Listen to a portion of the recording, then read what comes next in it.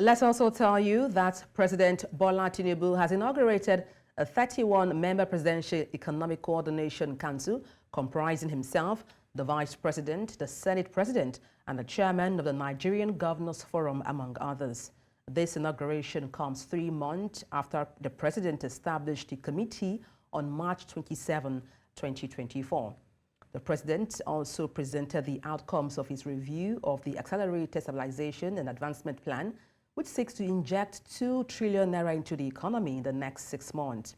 Minister of Finance and Coordinating Minister of the Economy, Wale Edun, who led selected members of the council to brief State House correspondents after the briefing, said the health, agriculture, and energy power sectors will be prioritized in the emergency funding.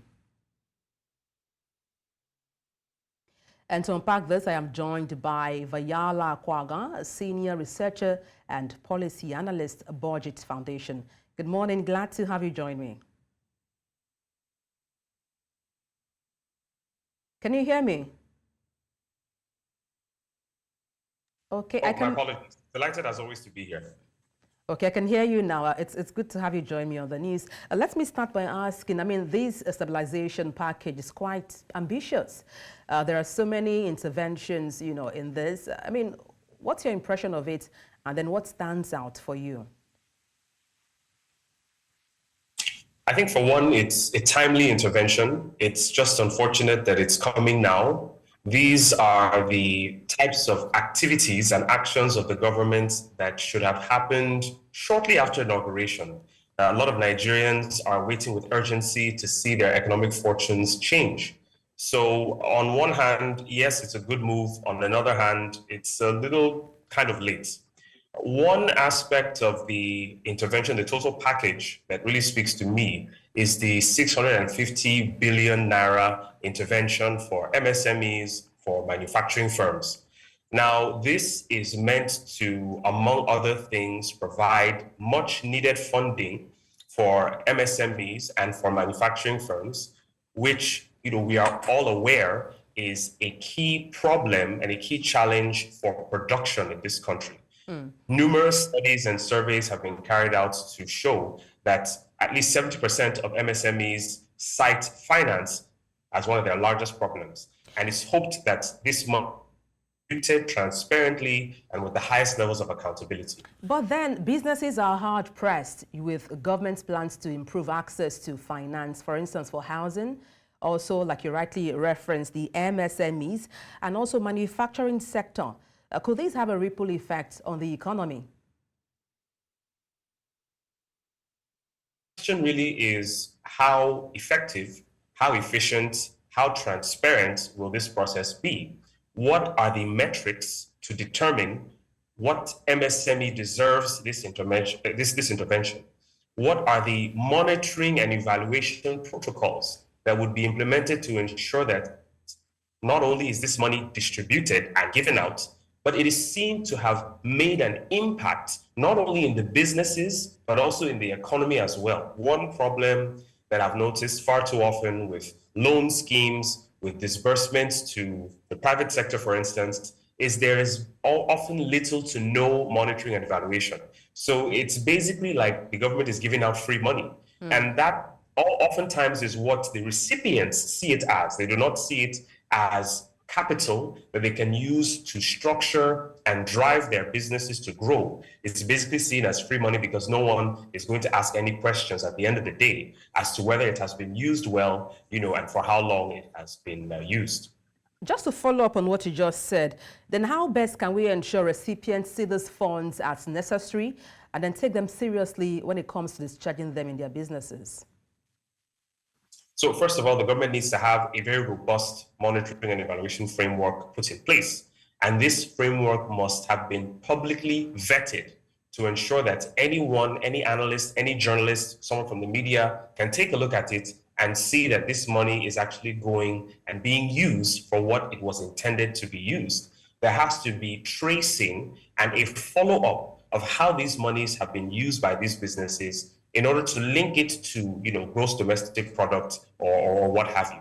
Secondly, there has to be robust digital frameworks in place to ensure that this money is distributed digitally, that can be followed, that can be, assessed, that can be analyzed, instead of giving cash, which is a sure, sign that fraud would definitely follow. Far too often we see interventions done by the government that are given in cash, and it's very difficult to trace this. But if it's done digitally within a digital framework that the government controls, then this would ensure that at least some form of fraud would be eliminated and the money would get to the hands, to whom it was intended.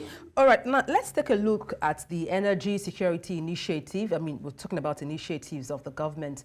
Now, this initiative, the Energy Security Initiative, includes power, oil and gas, and also the government aims to increase on-grid electricity to be delivered to homes and also businesses from about 4.5 gigawatts to 6 gigawatts in a period of 6 months.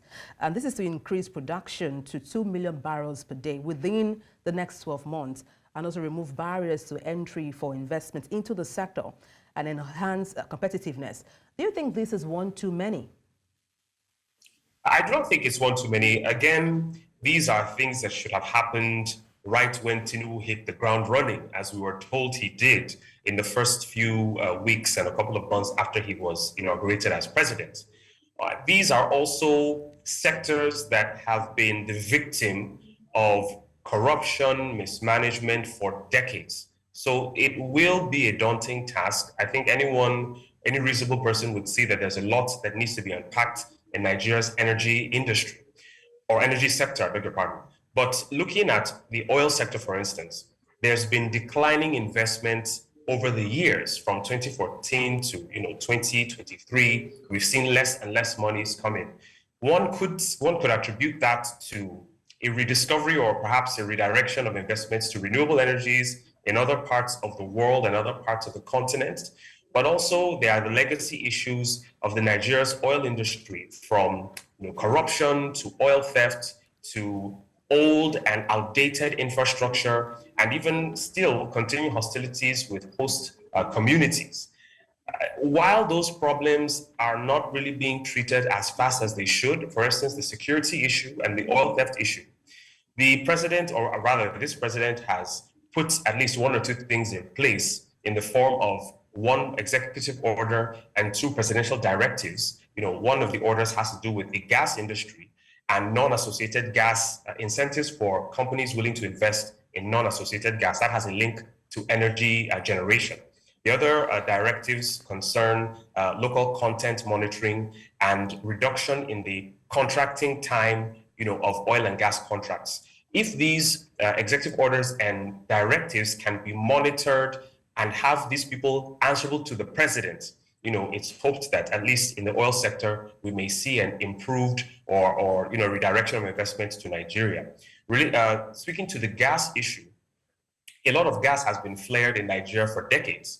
But looking at the linkage between non-associated gas and the potentials, to supply Nigeria's power generation sector, see some hope. At least quite recently, the federal government paid off about 1.3 trillion naira in debt to gas companies. And one of the problems that our gas and thermal power generation plants have had is the problem of liquidity.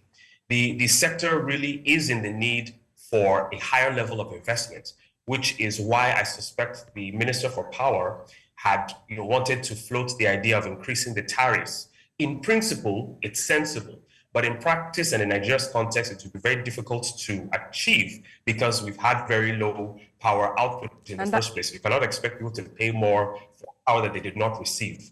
Yes, please, go ahead. Well, that's the most we can take on this segment for the news. Well, thank you so much for your insight on the news. Vahyala Kwaga, Senior Research and Policy Analyst for BudgIT. Many thanks for your insight. Thank you for having me.